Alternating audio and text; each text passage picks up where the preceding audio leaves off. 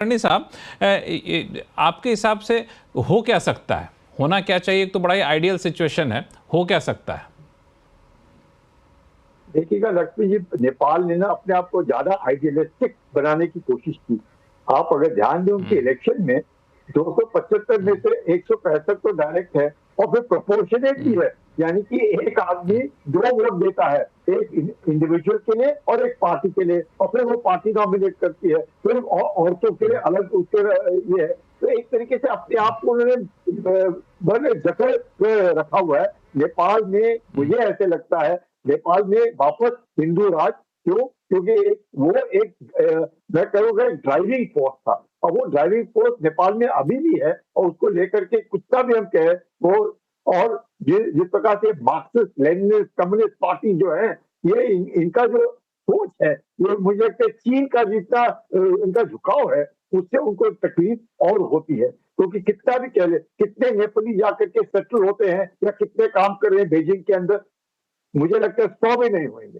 और आज हिंदुस्तान में कितने हैं? लाखों में हैं। और आज भी अगर नेपाल में और बात करें, धोती और बहादुर, ये दोनों के रिश्ते हैं। वो नेपाल में आप हमें क्या कहते हैं? धोती बोलते हैं वो, और हम लोग उनको क्या बोलते हैं? नॉर्मल इंसान में बहादुर बोलते हैं, है कि नहीं? ये जो ये कहानियां हैं, नेपाल अपने जैसा है, उसको हर हमेशा भारत के साथ एक तरीके से अलग सर उसको लगता है, कहीं ना कहीं उसको। हमने 2015 के अर्थक्वेक में सबसे आगे जाके उनको सबसे मेहनत की, और मेहनत से उनका पूरा अर्थक्वेक उनका मदद की। क्या मिला हम लोगों को? अरे ये तो अपने लोगों को बाहर निकालने के लिए आए। अभी भी एयर इंडिया और इंडिगो के फ्लाइट जाएंगे, ये तो अपने लोगों को निकाल रहे हैं। मतलब भारत के बरकरार जो आवाज उठती है, और वो भी सोशल मीडिया के द्वारा भी जो नेपाल के अंदर आवाज उठती है, उनमें कई एक मार्क्सिस्ट लेनिनिस्ट ये जो सोच वाले लोग हैं, इन्होंने बर्बाद किया। वहां पर लोकतंत्र और राज, अगर असली लोकतंत्र हो तो असली राज चाहिए हो, जिसे बोलते हैं बेनेवोलेंट लीडरशिप, तो नेपाल के अंदर शांति बहाल करना मुश्किल नहीं है। और नेपाल मुश्किल नहीं, हालांकि आपने बहुत सही समय पे, हालांकि चर्चा जिस मोड़ पे पहुंची उससे बहुत सही समय पे हमारे साथ जुड़ गए हैं मंजीव पुरी साहब,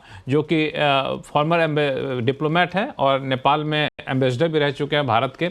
एम्बेसडर मंजीव पुरी साहब, अभी हम लोग चर्चा ये कर रहे थे कि जो स्थिति अभी बनी हुई है नेपाल में, उसमें 2 हालात है, एक क्या होना चाहिए और क्या हो सकता है।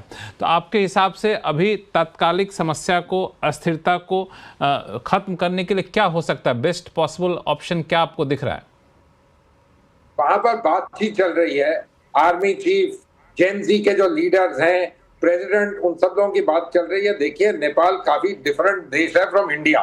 वहां पर लोग पॉलिटिकल इंस्टेबिलिटी को भी जानते हैं, मॉडर्न पॉलिटिकल थॉट जो है वो भी काफी उनके यहाँ इंग्रेस्ड है। वो लोग आपस में बात कर रहे हैं, and they are trying to find a political solution and to fill the political vacuum. एक नाम जो आया, former chief justice Sushila Karki ji का, a good name, I hope that everybody agrees on that. और फिर आगे वो पॉलिटिकल वैक्यूम को उसको फिल करेंगे, आगे देखेंगे क्या हो सकता है इसके बारे में। That's a distinct possibility for the moment, और इसको हमें यहीं पर छोड़ देना चाहिए, आगे चलें। एक सवाल और आपसे पूछूंगा, फिर ब्रेक पे जाऊंगा, कि ये सारा जो राजनीतिक अस्थिरता जो अभी वहाँ पे है, वो भारत के लिए कितना बड़ा कंसर्न है, और भारत को यहाँ पे क्या रोल अदा करना चाहिए? रुख क्या होना चाहिए भारत का?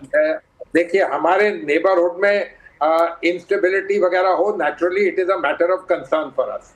लेकिन नेपाल में जो हुआ है, 2 दिन के बाद एकदम लोग वापस आ गए हैं, पॉलिटिकल डायलॉग शुरू किया है, और हमने बिल्कुल सही तरीके से, प्रधानमंत्री जी ने किया है कि we pray for stability, Nepal prosperity, peace, और वही वहां डायलॉग चल रहा है।